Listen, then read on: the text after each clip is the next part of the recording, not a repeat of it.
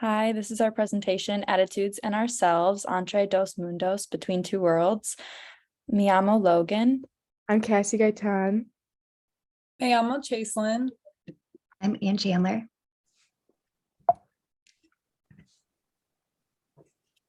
This PowerPoint illustrates some of the issues that surround stereotyping and discriminating against people of other cultures or people who speak a different language other than English in America.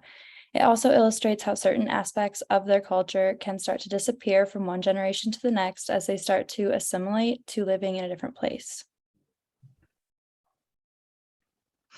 Our outside sources are the Latino images in film, Stereotypes, Subversion, and Resistance, and also Edgar Gaytan.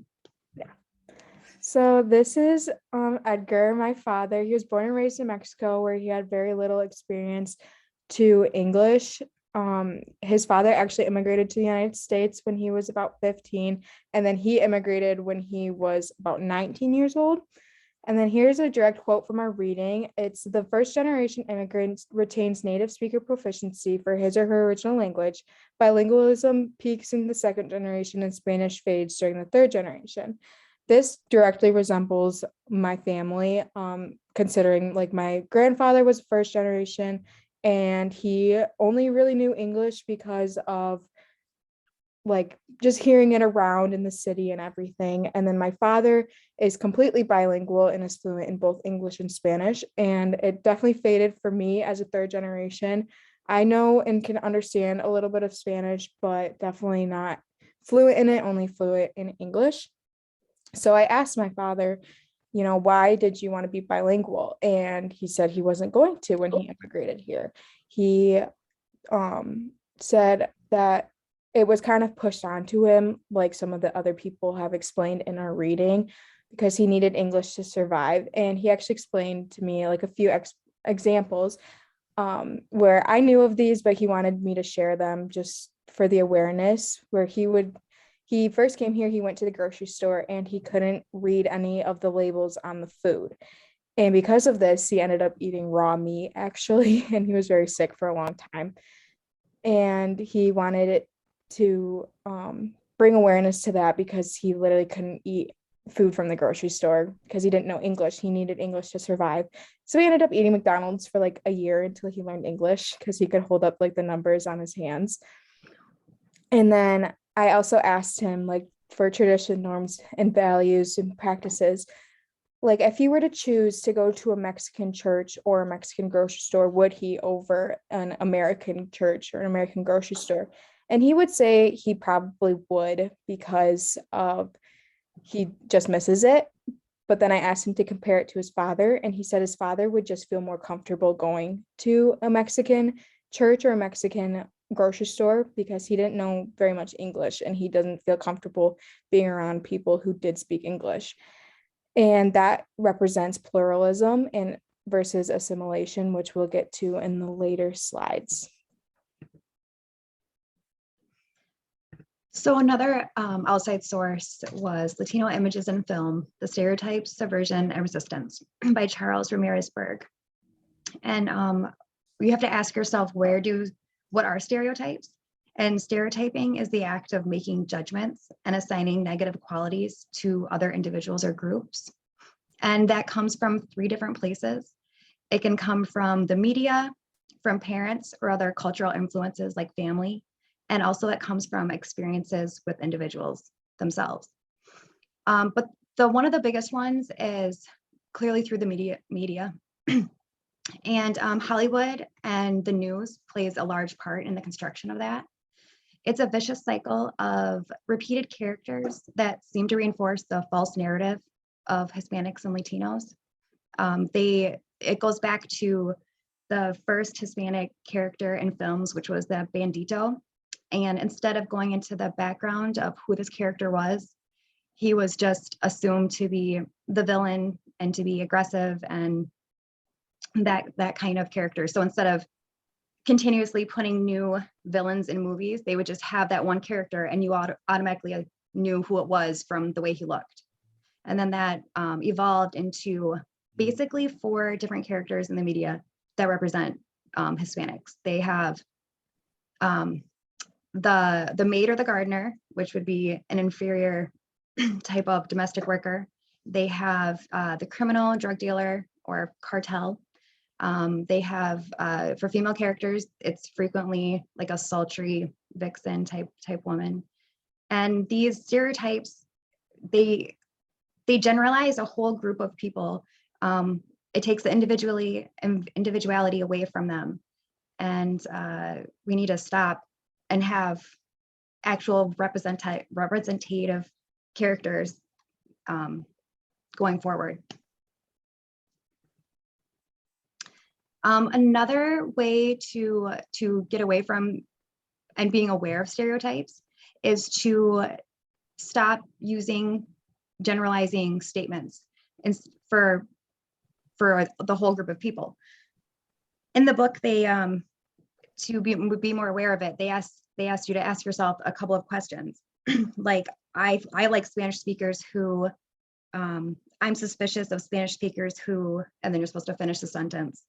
And it's just a way to get away from these statements or looking at a whole group of people in one type of way. Stay away from lumping everyone together, be aware, and the biggest thing is to experience other cultures yourself. So kind of a direct explanation of the reading, Entre Dos Mundos gives a great explanation of pluralism and assimilation, like Kassie was mentioning before. Pluralism is when groups retain or preserve their unique cultural characteristics such as food, traditions, and language. And then assimilation is when the norms and values of the majority culture are embraced. So when a first generation Spanish-speaking family first arrives, they'll usually retain most of their cultural characteristics, but as the generations continue, assimilation begins and some of the cultural characteristics will start to fade. Assimilation usually shows kind of in the third generation when Spanish starts to fade, which is also kind of what Kassie was talking about earlier too. It's important to keep all this in mind when asking why not everyone may speak English in America or any other country with English as the primary language, as adapting to a completely new culture takes time and patience.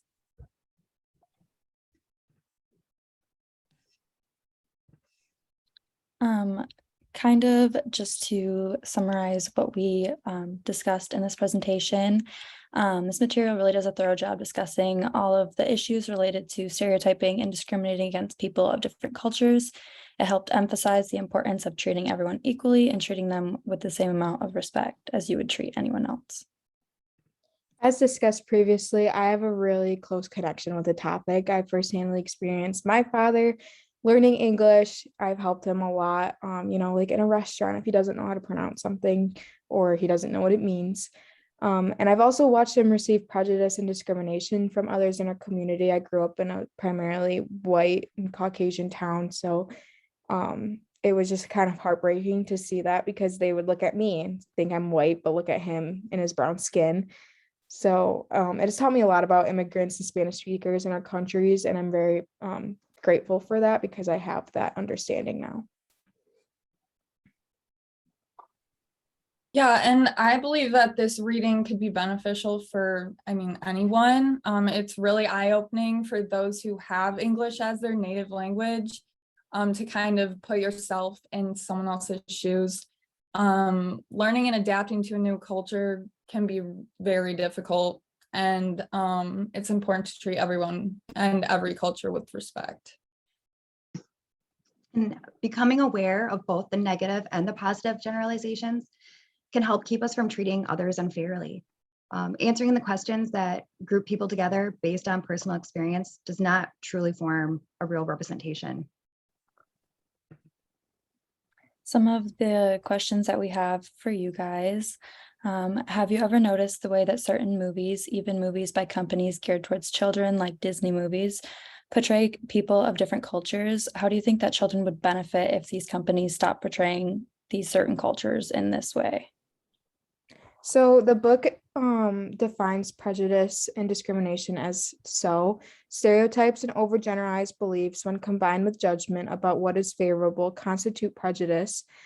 And it can be argued that most of us hold some prejudicial views. Discrimination, on the other hand, is unfair treatment of another person based on prejudice. So, considering that, have you ever had prejudice or discrimination against you or noticed it in your life? And how might this affect you, like when you're going into healthcare? And then, have you ever been in a room where you were the only one who spoke English? I know most or majority of our class is primarily English speaking as a first language. So it would be a little bit uncomfortable to put yourself in someone else's shoes. So how did it make you feel, and why do you think it made you feel that way?